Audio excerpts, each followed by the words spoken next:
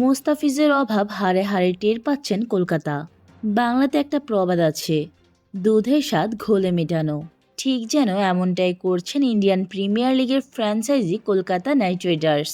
নিরাপত্তার শঙ্কার কথা দেখিয়ে অন্যায়ভাবে বাদ দেয় কাটার মাস্টার মুস্তাফিজুর রহমানকে। তার জায়গায় নেওয়া হয় জিম্বাবুয়ের ব্লেসিং মুজারাবানিকে। কিন্তু ফিজের অভাব কতটুকু পূরণ করতে পারছেন জিম্বাবুয়ের এই পেসার? তাতে লাভ হয়েছে কি? মোটেও নয়। জোড়াতালি দেওয়া পেস বোলিং ইউনিট নিয়ে বেশ বিপাকেই পড়েছেন কেকেআর।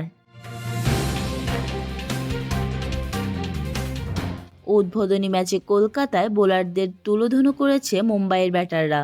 দ্বিতীয় ম্যাচেও দেখা যায় একই চিত্র। সানরাইজার্স হায়দ্রাবাদের বিপক্ষে ম্যাচে কলকাতার বোলারদের পাত্তাই দেননি অভিষেক শর্মা এবং ট্রাভিস হেড। পাওয়ার প্লেতে 48 রান তুলে কেকেআর বোলিং মেরুদণ্ড ভেঙে দেয় এই জুটি। স্লগ ওভারেও অবস্থা ছিল যাচ্ছে তাই। শেষ 6 ওভারে 71 রান তুলেছে ঈশান কিষানের দল। ম্যাচে কলকাতার 3 পেসার তাদের 12 ওভারে খরচ করেছেন 136 রান। মোস্তাফিজের অভাব হাড়ে হাড়ে টের পাচ্ছে কলকাতা। ক্রিকেটের সকল আপডেট পেতে আমাদের সাথেই থাকবেন। ধন্যবাদ।